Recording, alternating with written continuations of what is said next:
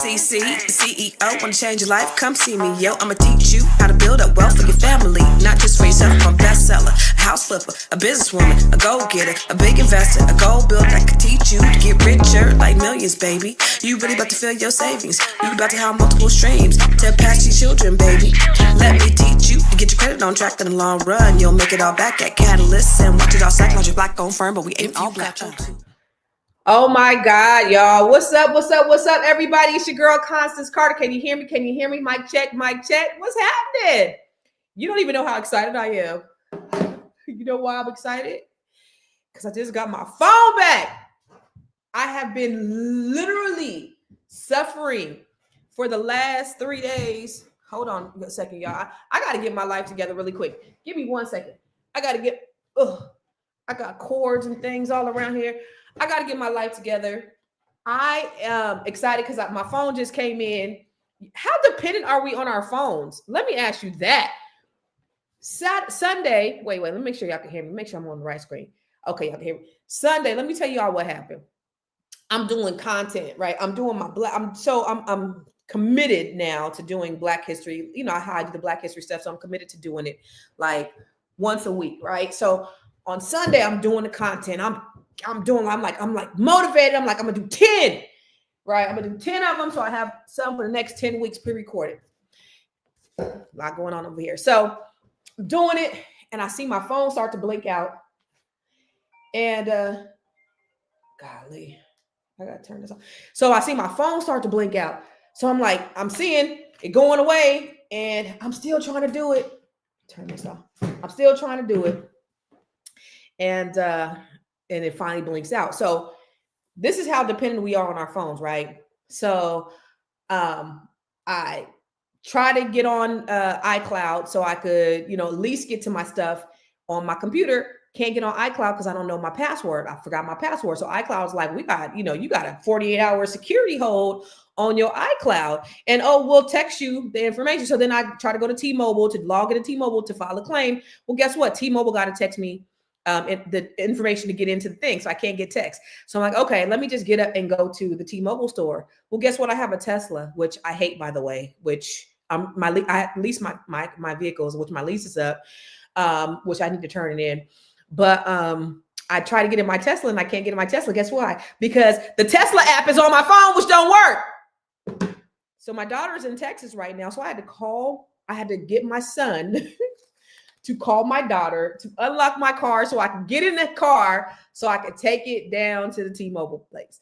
So T-Mobile orders me a new phone. They said 3-4 days. I'm like, oh God, I went to several different T-Mobile. Well, first I went one T-Mobile. He said 3-4 days. And I was like, I can't do 3-4 days. I got to do business. So he goes, we'll go to the little iFixit spot.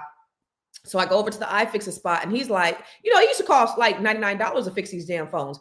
Yo, it's like $200. It's like $199. And I'm like, do I spend this $199 to fix this phone right now? Or do I wait? Let me see if I can go somewhere else and get it done a lot faster. Oh, see, my Facebook. I forgot the Facebook one. So I end up going to another T-Mobile. And so there we go. So I end up going to another T-Mobile. He orders it and they said, still back to the 3-4 days or whatever. So anyway, go to the grocery store so I can fix me and my son, get some groceries. And guess what? I can't even tap. You know why? Oh, I don't even have my microphone on. I can't tap because my phone ain't working. I got a lot going on here, huh? So my phone ain't working. I can't tap. Oh, I don't have nothing plugged up. I am so unprepared. This is the beauty of being live, right? Make sure y'all can hear me. Can you hear me? Can you hear me? So anyway, all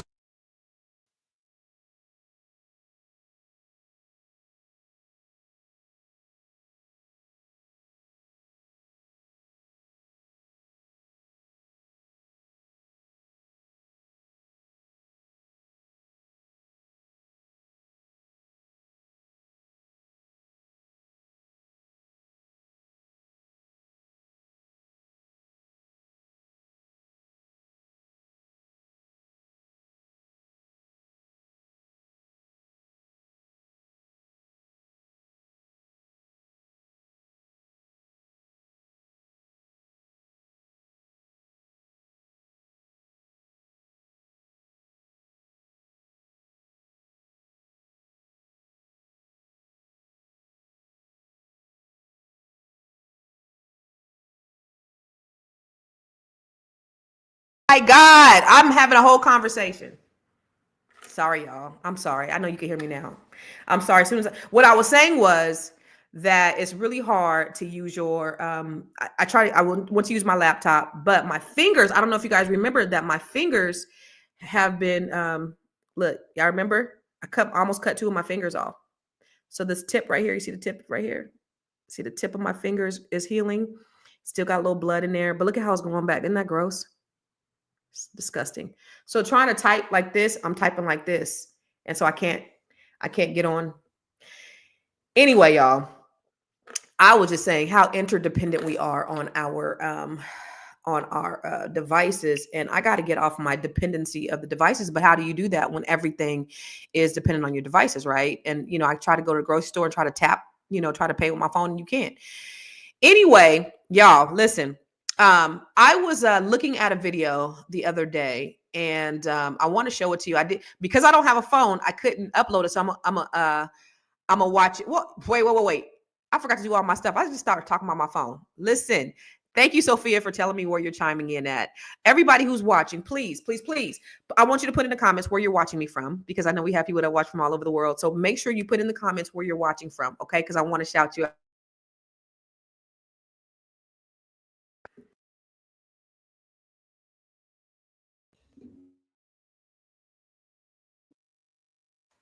Do I need to go off and come back on? I keep getting kicked out. What's up, Double A in Columbus? But put in the comments where you're watching from, because I know we have people that watch all over the world. And thank you guys for rocking with me, even though I'm having these technical difficulties, seriously, because I'm just kind of all over the place. But I'm not all over the place, because I actually have something to talk to you about.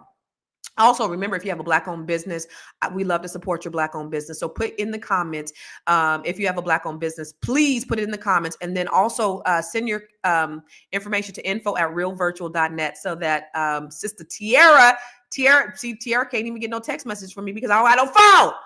But send it to Tiara so that she can put you in the Black Business Directory so that we can do business with you. But we also want to put your business on here so that people can see you, they can do business with you, what your business is, the website, how they contact you. Okay.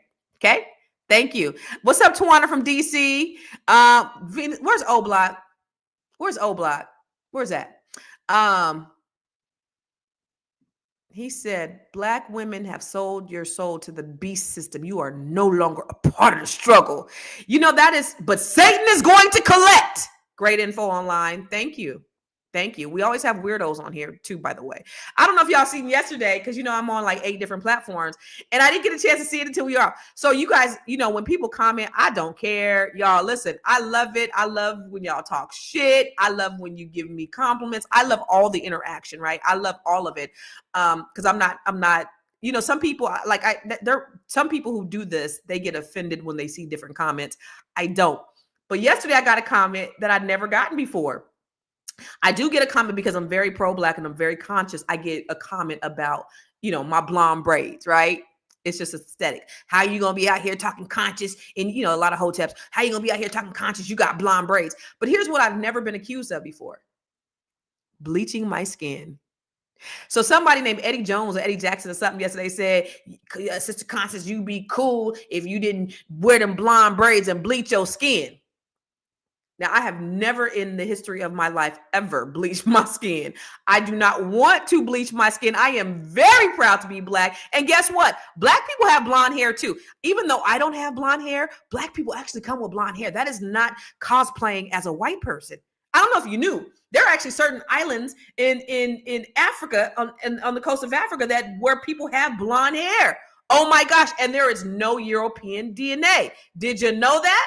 My mother was actually born with, guess what?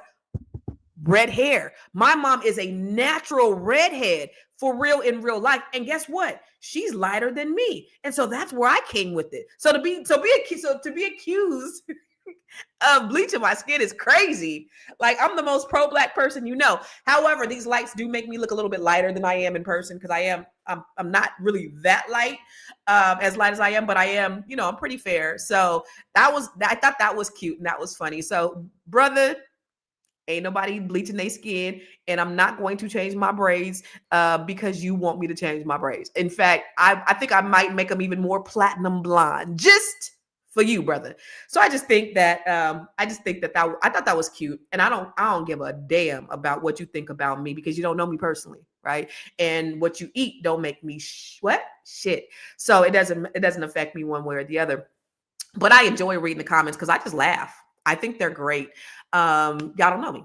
So, but anyway, but I do appreciate when you do say that I'm giving you some kind of insight, something that's going to be transformative for you, because that's why I come here. You know, all the other stuff is minor, but I do enjoy looking at the comments. It's great.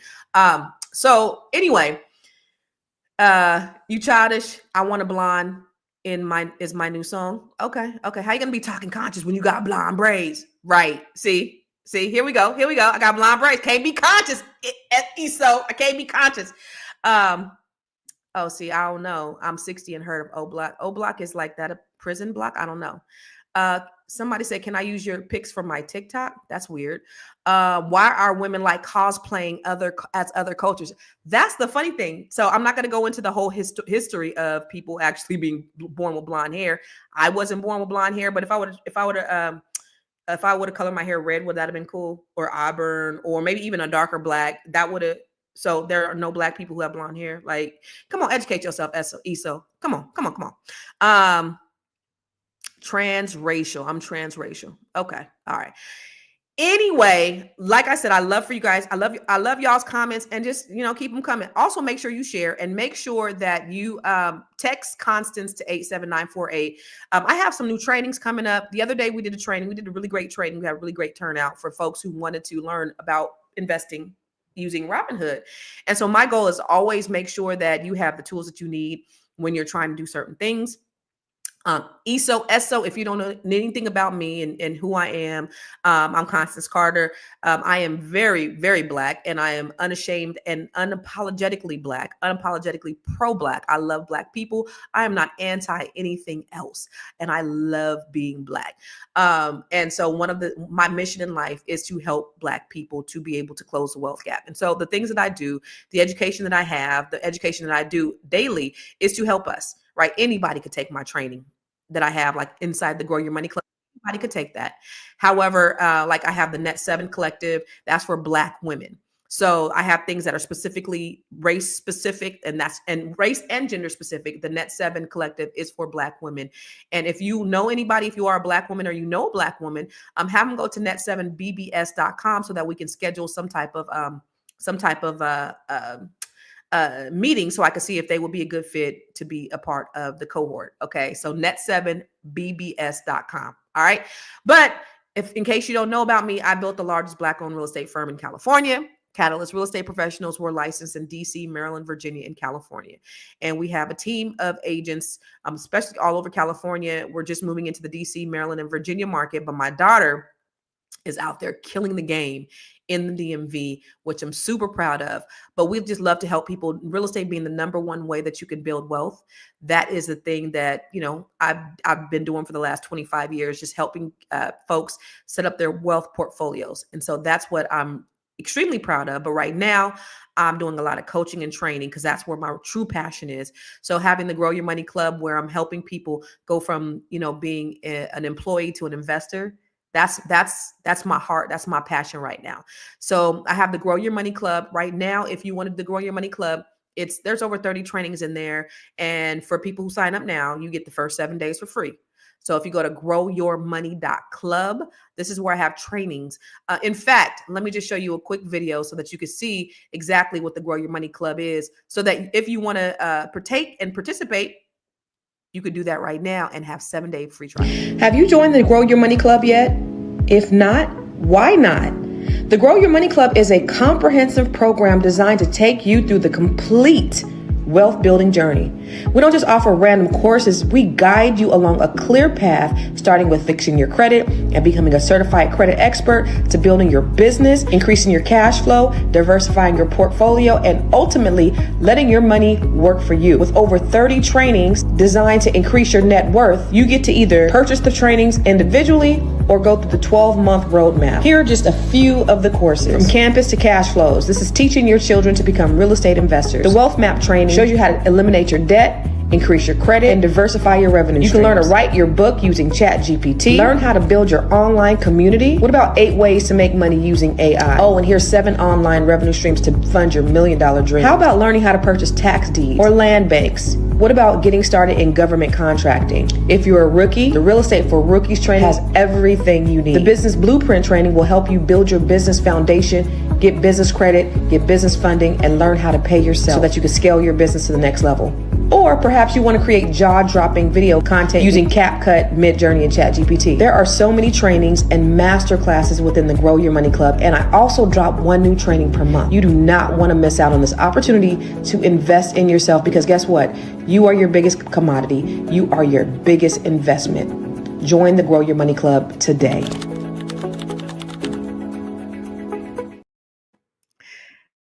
So I have the Grow Your Money Club. So if you are interested in taking the Grow Your Money Club, please, you can sign up to growyourmoney.club. And there I have 30 trainings. You could take 1 new training a month, which I'm super excited about. I drop 1 new training a month. And then I'll do like some free master classes like I did last week, which was with how to use Robinhood, starting off using Robinhood to start investing. So if you're interested to go from being an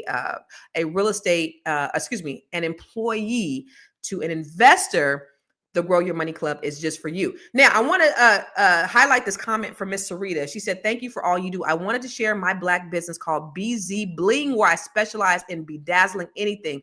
I just completed my LLC this week and working on my website." Yay, Sarita. So how can they contact you?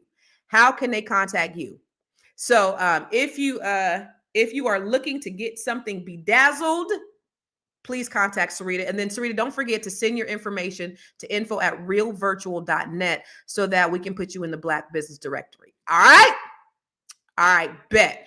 All right, so listen, I wanted to talk to you about something because, and I'm here by myself today, y'all, so I don't have anybody on the back end. So this is me trying to transition everything, but I do have, I have something I really wanted to talk to you about, and let me see if I still have it up. There it is. This prompted this conversation about race, which I think is extremely important because there is a lot of racial bias in many areas in society that, of course, we're really affected in, right? And so there was this video. Let me see. Let me go here to this video right now so that you can see it. And I just want to have a discussion around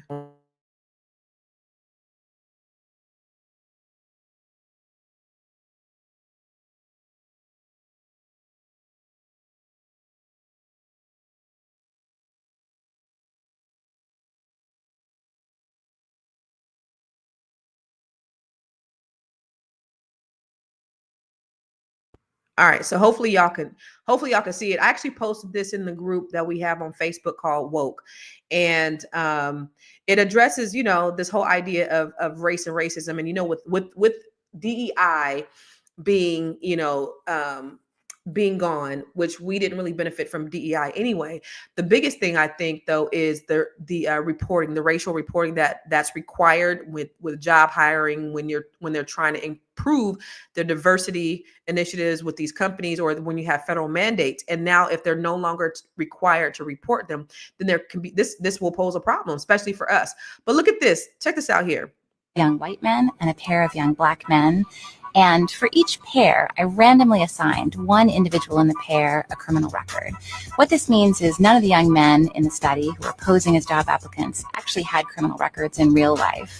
But for the purposes of these applications, they communicated to employers that they had a felony conviction. So looking first at the outcomes for white testers, we see that about 34% of whites with no criminal record received a callback or job offer, compared to just 17% of whites with a criminal record.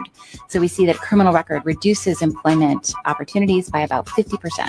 In the case of Black testers, 14% of those with no criminal background received a callback or job offer, relative to just 5% of Blacks with a criminal record. A Black applicant with no criminal background received callbacks or job offers at about half the rate of an equally qualified white applicant.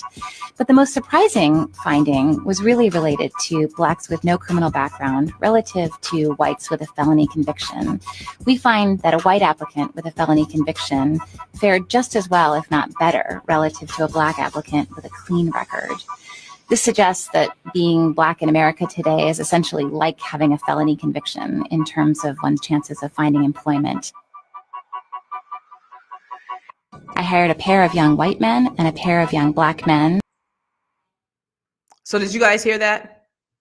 She hired a pair of young white men and a pair of young Black men, and she had them go into a job interviews.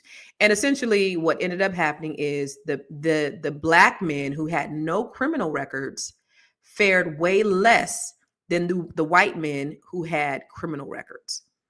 That's bias. That's racial bias. So this happens in every aspect of our lives. And people say, well, why are y'all always talking about racism? Why are you always talking about race? Well, it's because we have to live with race and racism every single day of our lives. It's just something that we have to deal with.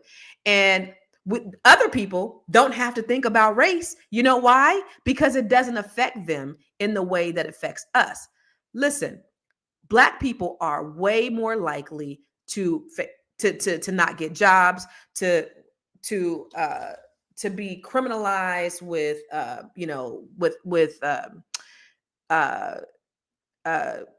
oh my God, the criminal justice system.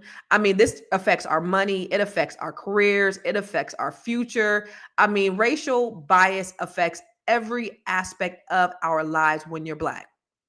They say education, we were taught education is the great equalizer. We were taught that, listen, go out, get your education. That's going to be the thing that sets you apart.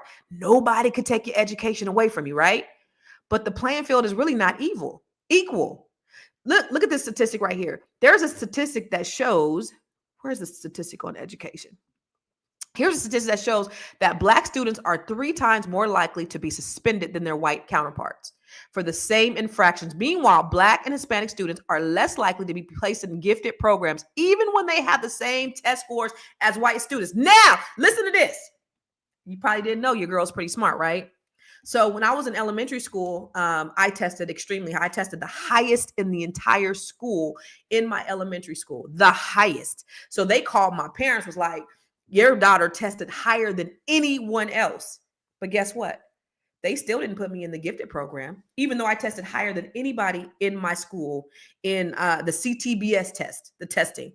I scored higher, but they never put me in the gifted program. Also to that point, though, is when you have like they did a study in where I'm from, well, where I lived, and I used to live in Stockton. They were saying in the school district in Stockton, they found when they did a study that Black kids, of course, were more likely to get suspended than white kids for doing the same thing. I don't know. You got to read the book by Joanza Kunjufu, the Conspiracy to Destroy Black Boys. There's already a bias that these educators have when they're educating our kids. They automatically have lower tolerance for Black kids, especially Black boys, than they do for anyone else. And so our kids are being disciplined harsher. They're being suspended. They're being expelled at higher rates. Not that we do more or we are worse than the white kids. Our kids are just being disciplined harsher. So that's why we have to be advocates for our children. Because if we don't, then these things can happen. Let me just tell you, my kids went to private school and they ended up going to public school. They went to a charter school, then they ended up going to a public school. They were like over all this private school stuff, right? And so I ended up putting them in public school. And one of the things that I like, my son had gotten maybe within 2 weeks, some boy tried to punk my son. And he was always taught by his father, like, don't fight back, tell the teacher. And my thing is, so even though I was really smart in school, I used to daydream about fighting. Like I wanted to fight all the time. And so when he went to school, some boy tried to punk him and he didn't fight back. And he ended up getting suspended. And I was like, whoa. And so the teacher said, well, he flexed on the guy, the boy, he flexed back. And so it provoked the guy. And I said, my son don't even know nothing about flexing. And so when they interviewed everybody, because he automatically suspended my son. Because why? Because he's a Black boy. Somebody called him the N-word and my son did nothing. Yo. And this was like 2 weeks in public school. And I told that little Negro, I said, if anybody gets within arm's reach of you and they look threatening, you better go in on them like you have never gone in on anybody before, be in your life. And mom will be there to make sure that nothing goes down. I'll be on the first thing smoking, but you have every bit of my permission to defend yourself if it looks like you are being threatened. But you see how they did that? They automatically suspended my son, automatically thinking he flexing up on somebody he don't know nothing about. I'm like, this boy just came from private school. He don't know nothing about flexing up on nobody. Like I said, when he went and did his investigation and his due diligence, as he should have done before he suspended him and called me, he unsuspended him. But the damage was done, right? So that's the thing. They automatically do this to our kids. And then, of course, they have the prison to pipeline system where they determine when these kids, our kids are in 3rd grade, how many prisons they're going to build for our children. This isn't just racial bias. This is insidious. This is racism at its finest. This is their intention on criminalizing our kids so that they can keep up with this free labor to keep us oppressed. Y'all, this is all by design. And so it's so important that we advocate for our children, number one. So that's the first thing that we have to do. And that's one of the first places that we see a lot of racial bias is inside these schools with our kids. We gotta be involved. We gotta be intentional. Even if you work 2 jobs, because there's situations where parents can't be involved. We can't be there. We can't show up. We used to show up at parent-teacher conferences, all 6 of us deep. Me, my ex-husband, all 4 of our kids. They used to say they've never seen anything like it because we would all be at the parent-teacher conference. All my kids, each kid, we would schedule them right back to back, and we all sitting there, and they'd be like, "Whoa!" They literally told us we've never seen anything like this before. Good. I want you to get used to this. I want you to see something that you're not used to seeing, right? Because they automatically assume that, number one, we are not engaged in what our children do, and even if we're not, even if you're unable to because you work, still send an email. One of the things with my oldest son, I didn't have to do this with my other 2 children, but with my oldest son, because they didn't know who his mama was. And I'm not saying because I'm Constance Carter, but they didn't know that their mom was an advocate, involved, and had a vested interest in her children. Automatically do shit to my son, my oldest son. So I have to read them their rights. I would have to always tell them, listen, let me tell you right now, let me tell you who he is and what you're going to do and what you're not going to do. And I would always have to set the tone. And then my other 2 boys came up behind him because my son is like so innocent. He was so innocent, right? He just oblivious. Even now, he's special, but he's so oblivious and he's so absent-minded, and he's just a good-hearted child. But because he has black skin, they automatically assume the worst. So with the other 2, they was like, oh, we already know they mama, so we already know what we can do and we can't do. So I already set the tone with that oldest one. And when the other 2 came up behind him, I didn't really have no problems. I didn't have my middle son, he was a little bit more rebellious. We had to, he put us in a situation a couple of times, but they didn't make the assumption because they already knew that we were involved. So if you tell them, if you send them an email, if you give them a call, hey, listen, I'm here, I'm present, I'm here to answer any questions. The world of difference that it'll make. I think they said for children whose parents are engaged and involved, no matter what schools they go to, no matter how horrible their schools are, there's an 80% improvement in that child, in their experience at those schools, just because their parent picked up the phone or they sent an email or they sent a text. So that's where racial bias starts. Okay. So then the other thing is corporate America. So when they get, the glass ceiling is real. I don't know how many of you guys are in corporate America, but statistics show, let me go to the statistics of corporate America, that Black workers make 30% less than their white counterparts, even when they have the same level of education. Now, this is what I just showed you in that video. So only 5% of Fortune 500 CEOs are Black. So when I think it was 28% of Fortune 500 CEOs are white women. You know why? Because when they talked about enforcing DEI policies, they're the biggest benefactors. We know that. So let's be clear. We are not that. It's not that we're not talented. It's not that we're not ambitious or hardworking. It's the systemic biases that decide when we get racist, our leadership roles, and whether we're going to get those checks. So my question to you is, have you ever been in a situation where you've been overlooked for a position and you knew that you deserved it? And how are you able as a person of color to demand more accountability in the workforce? Have you been in a situation? I haven't been in corporate America in 25 years, but I do recall there were situations where there would be a white woman. For example, I worked at HP. And I worked in a high level department. We worked closely with the CEO back then. I was in Silicon Valley. I was in Palo Alto, and there was a white girl who did exactly what I did, but her skill set wasn't as good as mine. But yet I would see her get promotions, and I would see they preferred her over me, obviously. And I just remember saying, just wait, just wait. One day I'm gonna make more money than you. One day, I'm gonna show you all. Of course, I'm sure they don't follow me or they don't know. But I ended up making millions of dollars, way more than these motherfuckers made at these white men who thought I was nothing at these companies. I ended up making way more. I think they probably made $150,000, $200,000 a year. I made that my second year in real estate. So, we have to prove ourselves in these corporate spaces. But see, we're not the ones that are making the decisions. People that are making decisions, they're hiring people that look like them. Somebody said nepotism. People hire people who look like them. When I first started working at HP, I often tell this story.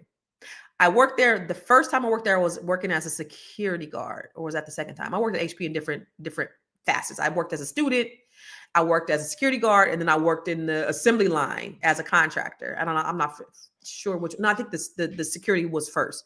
I worked as a security guard. Yes, I worked as a security guard first.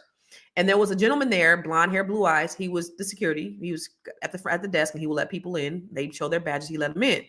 So when I went back to work there again as the student, I think it was about a year later, I had seen the guy. I was at the same site. I had seen the guy again, blonde hair, blue eyes. And he's going in and out, right? He's one of the workers. And I'm like, oh, okay. Hey, how's it going? I hadn't seen him in a year. What are you doing now? He says, I'm an engineer. I was like, you're an engineer. So were you going to school when you were working here? He was like, no.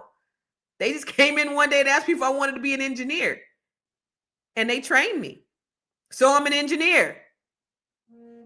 And here I am, probably 19 at the time, thinking, I know that would never, ever, ever. I was smart enough to know that would never, ever, ever happen to me in my life. That they would just say, I want you to be an engineer. He fit the description, right? So they, I'm sure, could have hired people who had degrees, who went to college, who did all the things. Now, HP is one of the most liberal companies that I would say. They celebrated diversity before DEI was a thing. They're very employee centric, cultural. He wasn't even an HP employee. He was actually a contractor initially. Okay, he's a security guard. He's not employed by HP, but they hired him on, somebody who liked him. He smiled good enough, and then he got a job as an engineer. And that's interesting because these kinds of things just don't happen to people who look like me and most of you. Okay. So you got to look at the glass ceilings that we have as African Americans because of those racial biases. We know that black people get paid, 70% of the dollar that white people get paid for the same education, the same experience. We don't get paid as much as they do. Why? Racial biases. So what's the solution? We got to start owning our own. We got to stop asking them for jobs. We got to stop waiting on them and begging them. We got to start creating our own. Now, I don't know if you know that a lot of these companies make millions of dollars. A lot of these insurance companies, banking companies, a lot of these companies that have been around 100 plus years made their fortune during the slave trade. A lot of these insurance companies made millions of dollars by insuring your ancestors.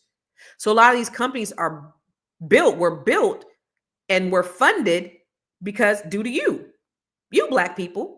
And so they are filthy rich. And so they're continuing to perpetuate this cycle of discrimination against our people. So they've had a 400-year head start. But this is why it's so important for us to start doing the same thing, creating our own businesses, giving jobs to people who look like us.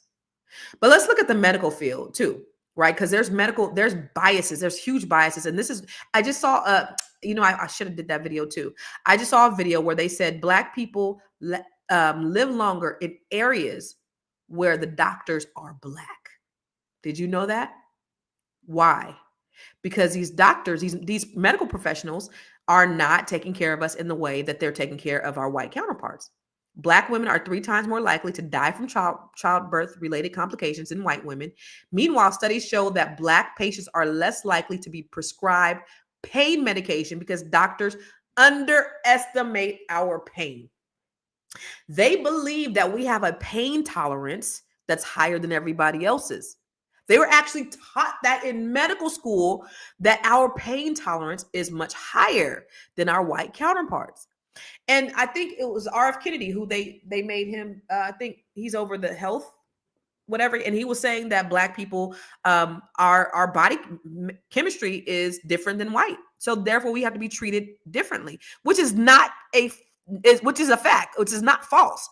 Our bodies are different, so we have to be treated differently. But the fact is, the problem is, they're not even taking us serious enough to treat us. You'll have these are statistical facts. You will have a white man and a Black man with the exact same symptoms go to the exact same doctors. And what will they do? They will do a full lab, everything on the white person. The Black person, they'll send them home with some Tylenol. They'll treat the white person different than they'll treat the Black person. This is a fact. And this is, and one of Dr. Shirley Jones, who's actually a part of the Net 7 Collective, she was on my show a few weeks ago. She also said that they pay the doctors, they bonus the doctors to medicate you. And one of the things she was saying is medication is poison. So they are getting bonuses to poison you, because while the medication that they're giving you is helping you in one area, it's actually destroying something else. So while it might be helping your pain in your arm, it's destroying your kidneys, it's destroying your liver. So she said food is the best medicine, which we have to do better with Black people too, is the intake. What are we putting in our bodies? But beyond that, what is the medical profession doing, and how is their biases? How is it ultimately hurting us as Black people? It's hurting us. We're dying at higher rates. And there's a study that shows that Black people who go to Black doctors actually end up living longer. This is a sad reality. And then you have predatory lending. Predatory lending, we know, I talk about that all the time in the banking industry. A recent study showed that Black mortgage applicants are 80% more likely to be denied loans than white applicants, even when they have the same credit score and financial history. Predatory lending, and that's why them getting rid of the CFPB is a problem, because then they're not holding these banks accountable. We're no longer going to see them holding banks accountable. They're not going to be able to track how they're giving loans, who they're giving loans to. In the 1930s, they had redlining. What did redlining do? They would not give home loans to Black people in certain areas. And so this could actually lead back to them redlining, them deciding who they want to give business to, who they want to give loans to. And so that ultimately may end up preventing us from continuing to build wealth. Well, what do? That's why you work with people like me. I own a mortgage company, or people who look like you, or people who have your best interest at heart. Because there are people out there, I've seen in the Hispanic community too, I've seen where they will jack and give Black people higher rates, higher fees. I remember when I first got my real estate license, I had this Hispanic, this loan officer had referred this Hispanic family to me. They barely spoke English. And so I had referred some folks to him. So he was like, oh, let me refer this guy to you. And so this guy didn't speak good English. And when I saw the fee sheet of all the fees they were charging this dude, I was like, I know he ain't gonna give me no business no more, but you've got to take some of these fees away, because he didn't know. And when you don't know, you're not able to, fight it. Man didn't even speak. So they would have to interpret between us, right? He didn't even speak English. So the person who was doing the loan, he spoke Spanish. He wasn't Hispanic, but he spoke Spanish, and he was piling those fees on. It happens to the most vulnerable communities. It's really, really sad, but it does.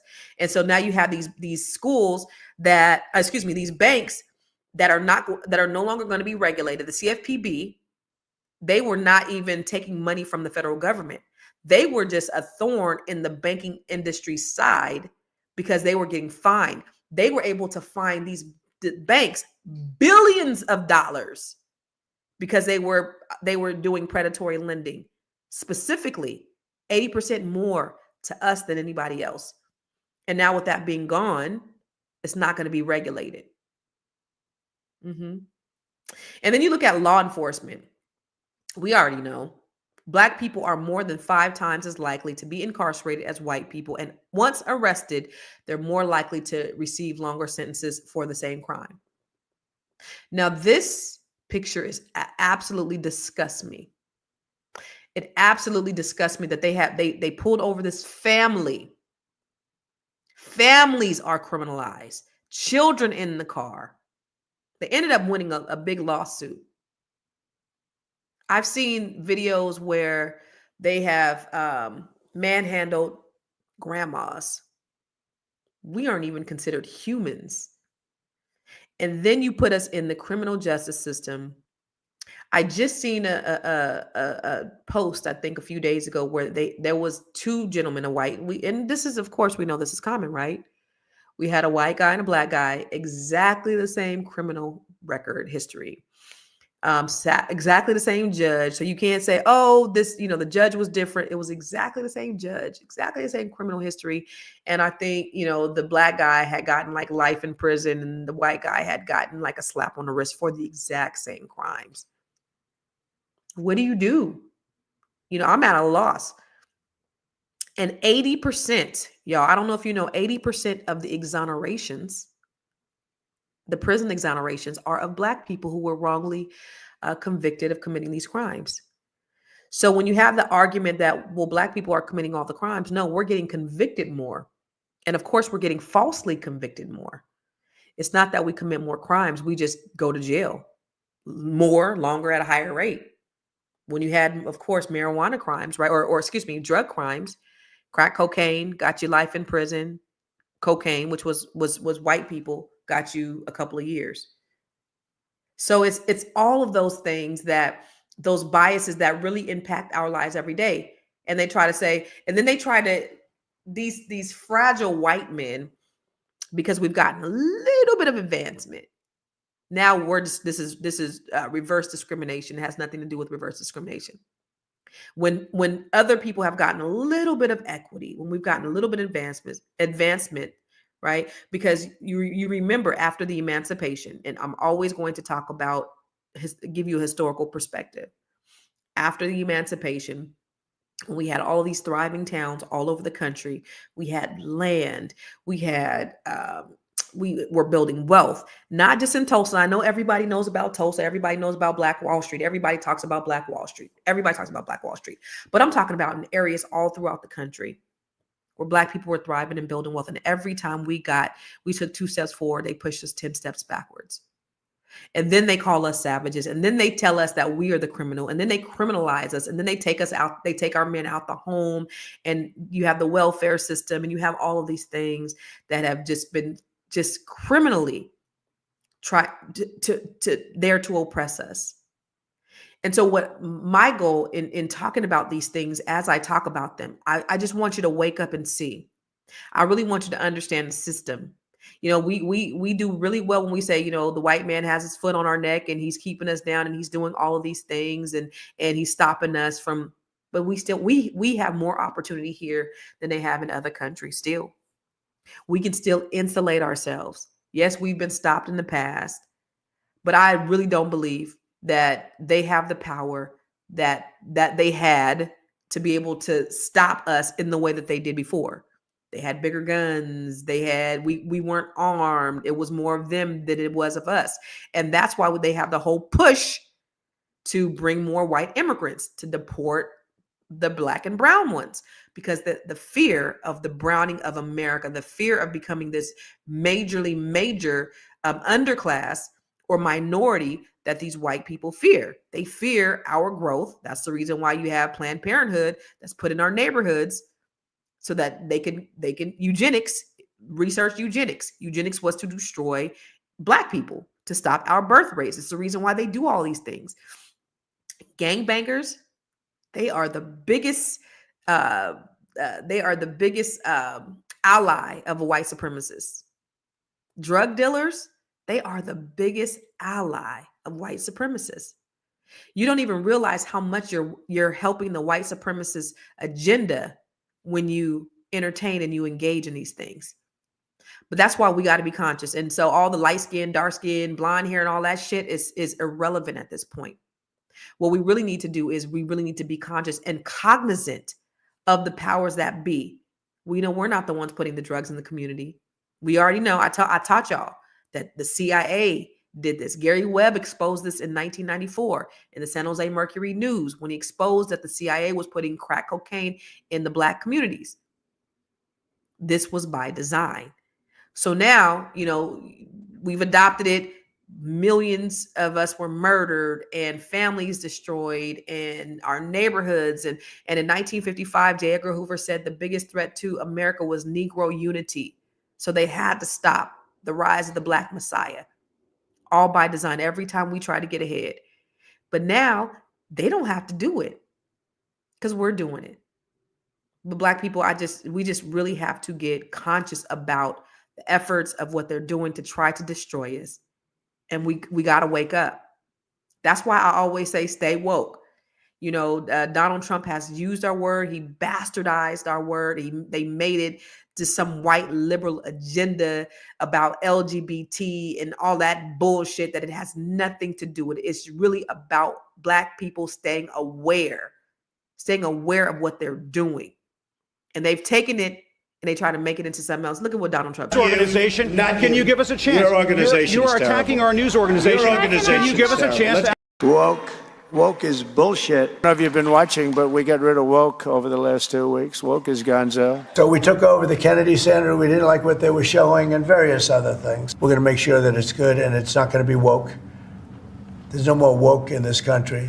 This woke has cost us a fortune and cost us our reputation. I don't like the term woke because I hear woke. It's like just a term that half the people can't even define it. They don't know what it is. A lot of things going on with our military, with the woke and all this nonsense. They're not learning to fight and protect us from some very bad people. They want to go woke. Woke means you're a loser. Everything woke.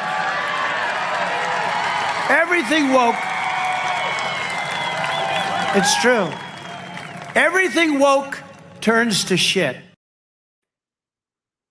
So they've taken our woke, taken our word woke, and they made it into something that was totally irrelevant. It has nothing to do with any of these white supremacist agenda that they've tried to associate it with. Woke is, for me, I created an acronym for woke. And this is what I want us to adopt when we're talking about stay woke. I want you to stay wealthy. I want you to stay outstanding. I want you to stay knowledgeable and empowered. When I mean woke, I mean wealthy. I want you to help continue Black people to build generational wealth through financial literacy, investing, ownership, and practicing collective economics. Somebody said collective economics for the win. That's what we need to be doing. We need to be outstanding. We need to be resilient. Black excellence needs to reign supreme in our lives, in every area of our lives. This is what we need. We need to continue to build our knowledge base. We need to continue to invest in ourselves because we are our biggest commodity and we are our biggest investments. And we need to continue to not only empower ourselves, motivate ourselves, but also empower everyone in our community.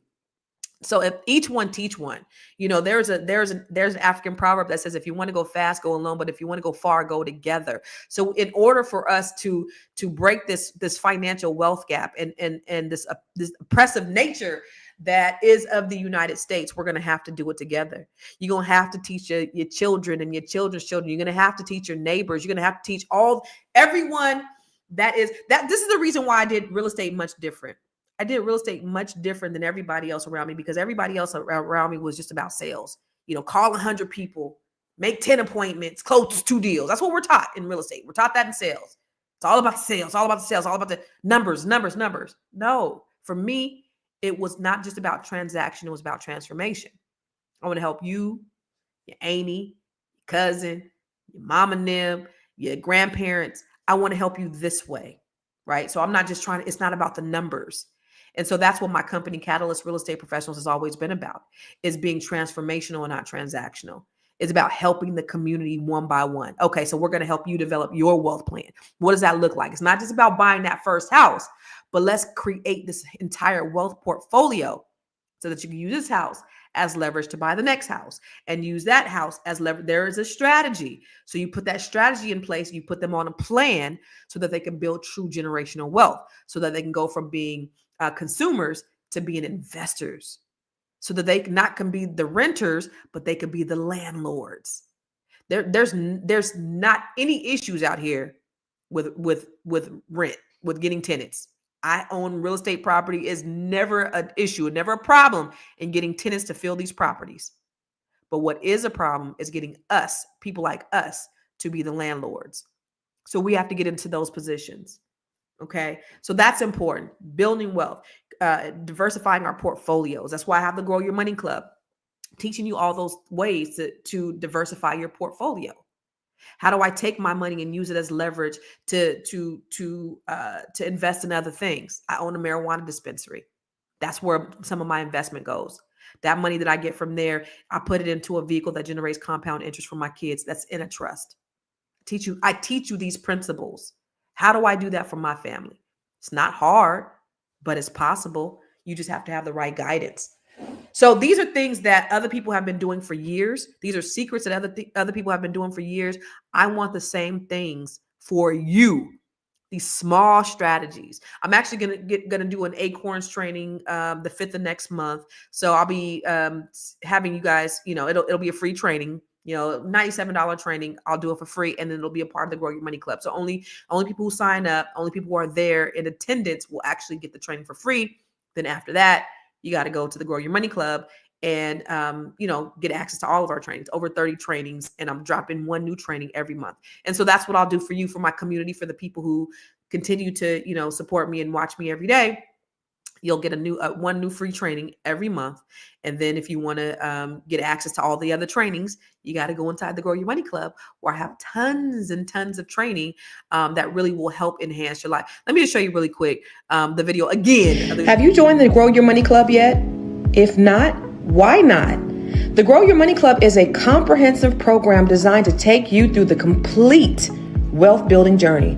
We don't just offer random courses, we guide you along a clear path, starting with fixing your credit and becoming a certified credit expert, to building your business, increasing your cash flow, diversifying your portfolio, and ultimately letting your money work for you. With over 30 trainings designed to increase your net worth, you get to either purchase the trainings individually or go through the 12-month roadmap. Here are just a few of the courses. From campus to cash flows. This is teaching your children to become real estate investors. The Wealth Map training shows you how to eliminate your debt, increase your credit, and diversify your revenue streams. You can learn to write your book using ChatGPT. Learn how to build your online community. What about 8 ways to make money using AI? Oh, and here's 7 online revenue streams to fund your $1 million dream. How about learning how to purchase tax deeds or land banks? What about getting started in government contracting? If you're a rookie, the Real Estate for Rookies training has everything you need. The Business Blueprint training will help you build your business foundation, get business credit, get business funding, and learn how to pay yourself so that you can scale your business to the next level.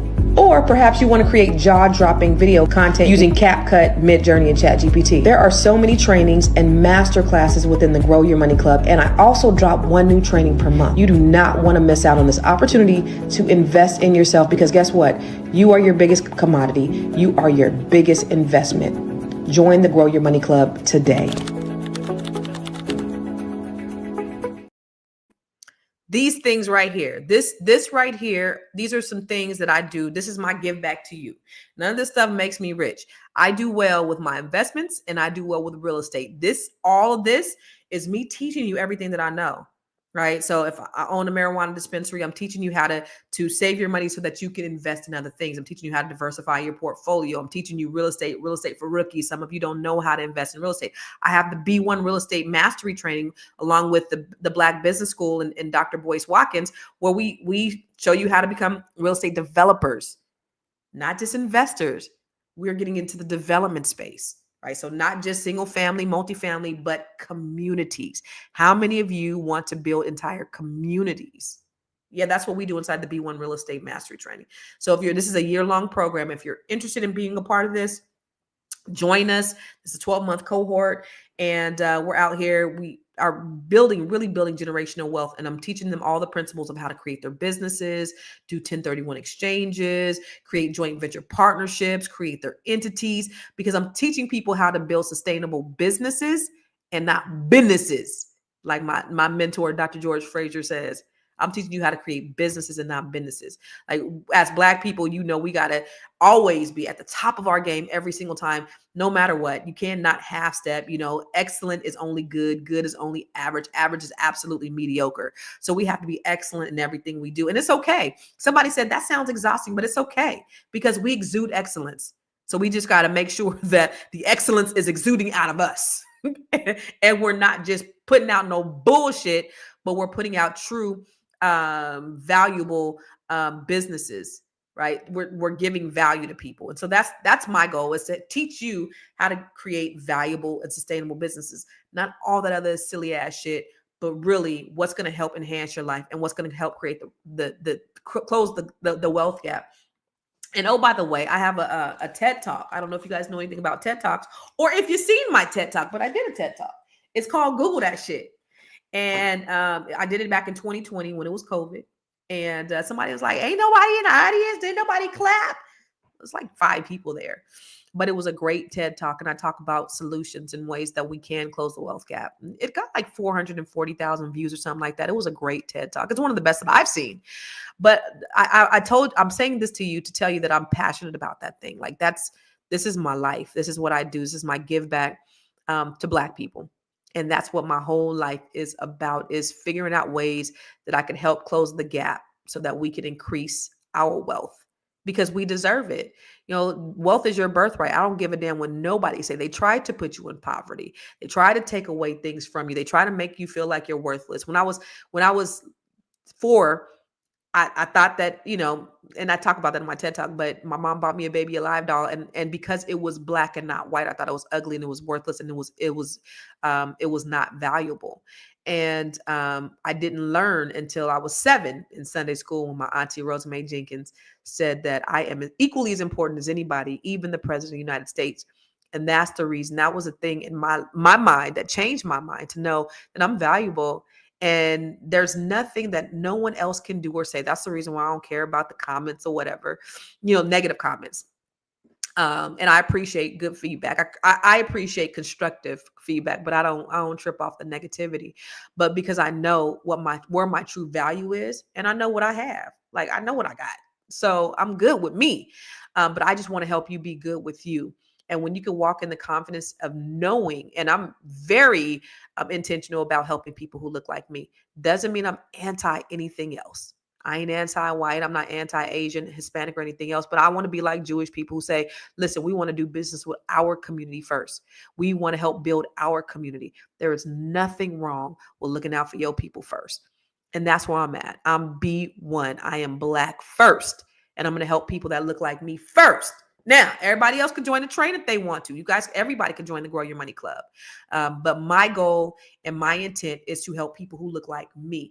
And, I had a debate with somebody, my girlfriend, I think last week, I think maybe even on the show, we were talking about Black-owned businesses. And she was like, I don't want to tell people that my business is a Black-owned business because it might devalue my business. Absolutely not.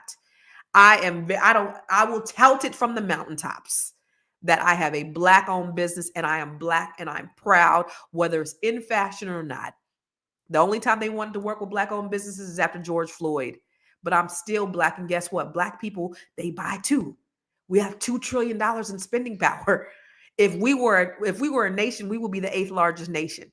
Black people spend. Okay. So don't think we can't. And Black money is green. That's why they market to you. Because they know your money is green, because they've continued to get rich off of you. Only 13% of brick and mortars in Black communities are owned by 3%, of brick and mortars in Black communities are owned by Black people. So you have these other people, you have these Arabs and these Asians and these white and these Hispanic people coming into your neighborhood to sell you products and services, and you're not benefiting from it. You're just buying. But go into their community, go into an Arab or Asian or Hispanic community. You gonna see any Black-owned businesses? Absolutely not. So we got to start doing for ourselves. But the way we first do for ourselves is we got to start working together, support Black-owned businesses. That's the reason why I said put your Black-owned business inside the chat so that we can let everybody know what it is that you can do so that we can support you. Because it is extremely important that we support each other first. We support everybody else. And everybody has successfully convinced us that we can't work together. They have successfully convinced us that we're crabs in the barrel. That even after working 400 years or 250 years enslaved, they have successfully convinced us that we are lazy. And we are none of those things. We are resilient. They took our wealth away from us. They took our real estate away from us. But yes, 45% of us are homeowners. We are resilient. They've done everything that they could to destroy us. They've destroyed our Black leaders. They put drugs in our community, but yet we're still thriving. We are resilient. And that's what I want to encourage you guys today. Don't believe the hype. Don't believe none of that bullshit that they say. Don't believe the okie doke. What I do want you to believe is that you are resilient, that you have everything that you need inside of you. Believe that you deserve everything that this world has to offer. Believe that you can have it. The difference between the people who got and who don't got is the belief system. The people who don't got, they just believe that they can't. And the people who got are the ones who believe that they could. That's the only difference. Is the belief. You got to believe that you deserve it in order to have it. And once you change your mindset to believe that you deserve it, then you can conquer anything. That's how, when my aunt told me that when I was 7, straight A's, good grades, got grown, built a business, made history, the largest Black-owned real estate firm in California. Only difference, not because I'm the smartest. I didn't go to college. I got a PhD, a public high school diploma. It was the belief. It was the belief that I could. And when I believed that I could, followed by investing in myself, right? Because I don't get it twisted. I had to get the training. I used to travel all over the country, getting trainings, going to conferences, going to classes, pouring into myself, hiring coaches. I paid one coach $50,000. I paid another coach $30,000. I paid another coach $5,000. I paid for this. You know why? Because the knowledge and what I learned from them made me millions of dollars. I believe in investing in myself because I know that I'm my biggest commodity and I know that I'm my biggest investment. And that's the one I bet on me. I'm a sure thing. I know I can't lose with me.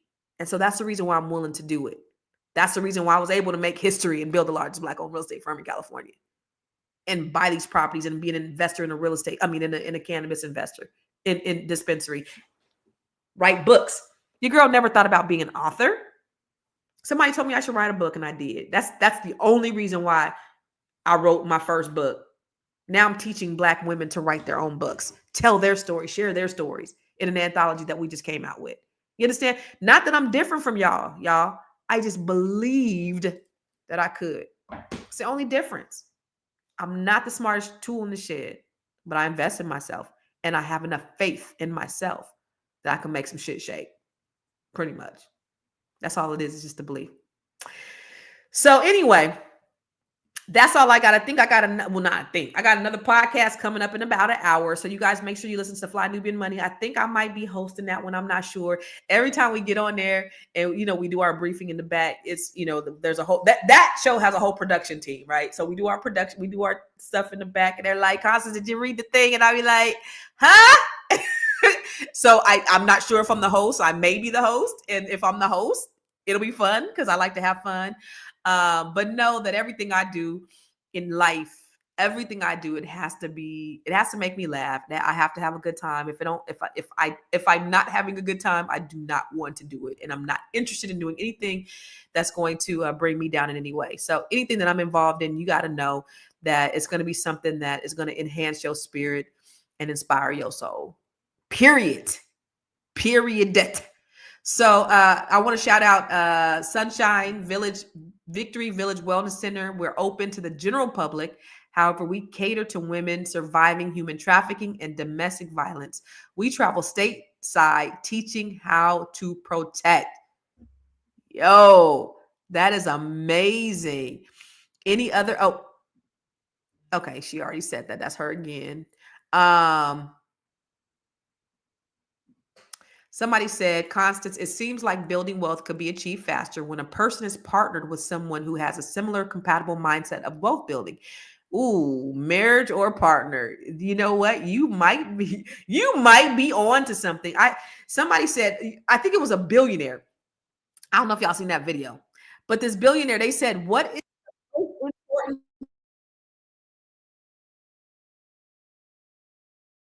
Sorry. This billionaire said, what is the most important thing you can do as a billionaire? And that man, his response was, the person you marry is the most important thing that you can do to build wealth, is the person that you marry. So you are 100% on the money. Mr. Samuels is having that partner who is wealth minded. Yeah. So wow, you guys had some really, really, y'all was hard on your girl at first, but I love it. I always love engaging with you. I'll be here tomorrow, same time, same bat channel. Now I have a phone. Now I got to figure out how to get my iCloud back so I can actually get access to stuff and be able to operate on full throttle. Y'all don't even know. Not having a phone, I didn't realize how interdependent we were on the phone. Like how, like I can't type the way I want to, and then I gotta. It's tough. So hopefully I'll be back in full effect tomorrow, and I'll be less distracted. But I do appreciate you guys coming on with me every single day. You guys inspire me, you give me life, and you make me motivated to keep going. You really do. I appreciate all the good and positive feedback that you guys give me. And again, if you guys, I don't even think I talked about the Net 7 Collective, but we're still, Terry the Notary Public said all my books are available on Amazon. So just go to Constance Carter, or go to Amazon and look up Constance Carter books. There is a book that is not mine. There's a few books. There's a couple of Constance Carters, I think. But most of my books are going to have my face on them, except for this one. But all my other books have me on them. This Unbreakable, this is an anthology with the ladies from the Net 7 Collective. But I was gonna say something. Oh, Net 7 Collective. By the way, the Net 7 Collective is we're still recruiting ladies to be a part of this amazing cohort. I was just thinking when I was in the shower today about just this amazing, and I love it when other people talk about it because they can share their experience, but just the breadth of the women that are a part of this. You have me, who is a PhD, public high school diploma, but I've built an amazing business. We have people who are in Hollywood, like Miss Black Hollywood. She's a part of the collective. You have television producers. You have doctors and lawyers, doctorates, CEOs. You have people who are administrative assistants.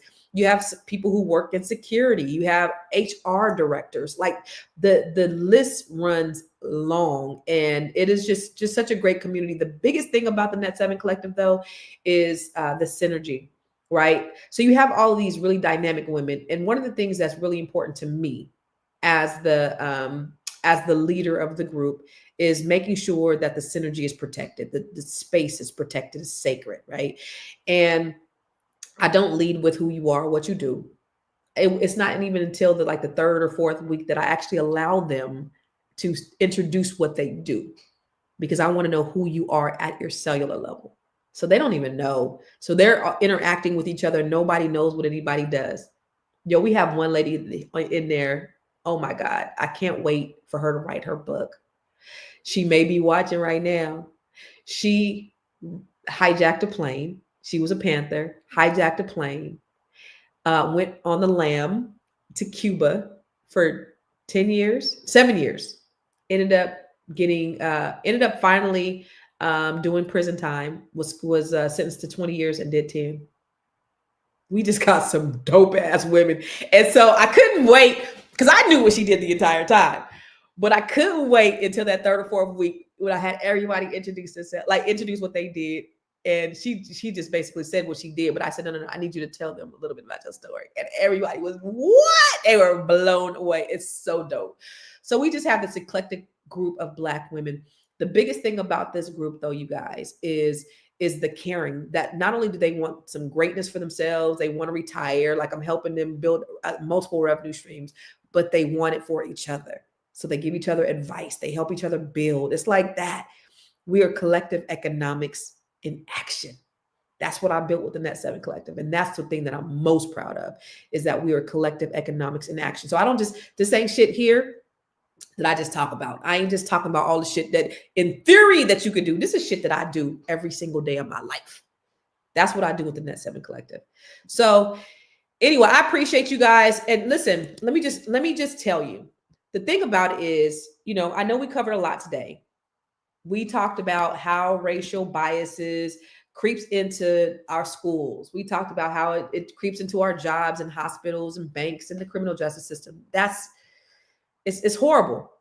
But the real question for everyone that's listening under the sound of my voice is, what are you going to do about it? What are you going to do to counter it? Because I don't never want to just come to you with problems. I always want to have a solution. Here's what you need to do. Here's what I need for you to do. Is you got to educate yourself. Learn about these biases so that you can tell them, you can call them out when you see them. You got to advocate for change, whether it's fighting for fair hiring practices. The biggest thing is supporting Black-owned businesses and creating your own. Build your own table. They are not going to give you a seat at theirs, and that's okay. Let's create our own. Let's stop begging for crumbs and let's start eating steak. That's what I say. Stop begging these motherfuckers for crumbs. And Daddy, if you're watching, I'm sorry. I had to slip a couple up in there. Stop begging these motherfuckers for crumbs and start eating steak. Let's start creating our own steak. Okay? That's what I say. See you tomorrow, same bat time, same bat time.